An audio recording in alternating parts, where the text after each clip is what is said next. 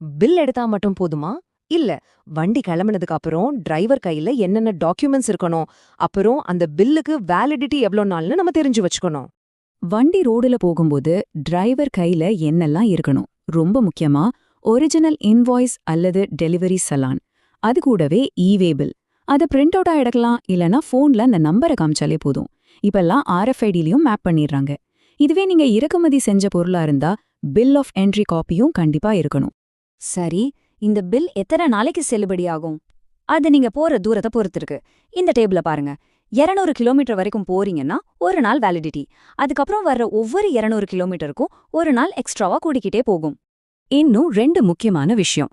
ஒன்னு, நீங்க ஜெனரேட் பண்ண பில்ல ஏதாவது தப்பு பண்ணிட்டீங்கன்னா 24 மணி நேரத்துக்குள்ள அது கேன்சல் பண்ணிக்கலாம். ஆனா அதிகாரி செக் பண்றதுக்கு முன்னாடி தான் அது முடியும். ரெண்டாவது, வழியில வண்டி பிரேக் டவுன் மாதிரி ஏதாவது பிரச்சனை ஆச்சுன்னா பில் எக்ஸ்பயர் ஆகுறதுக்கு 8 மணி நேரத்துக்கு முன்னாடியே அதோட வேலிடிட்டியே நீட்டிக்கவும் முடியும். செக் போஸ்ட்ல உங்க வண்டிய நிறுத்துனா உங்க உரிமைகள் என்னன்னு தெரிஞ்சுக்கோங்க. ஒரு ஸ்டேட்ல ஒரு தடவை உங்க வண்டிய செக் பண்ணிட்டா, நீங்க வரி ஏய்ப்பு பண்றீங்கன்னு ஏதாவது உறுதியான தகவல் இருந்தா மட்டுமே தவிர, அதே ஸ்டேட்ல திரும்பவும் செக் பண்ண முடியாது. அதே மாதிரி எந்த சரியான காரணமும் இல்லாம 30 நிமிஷத்துக்கு மேல உங்க வண்டிய நிறுத்தி வைக்கவும் கூடாது.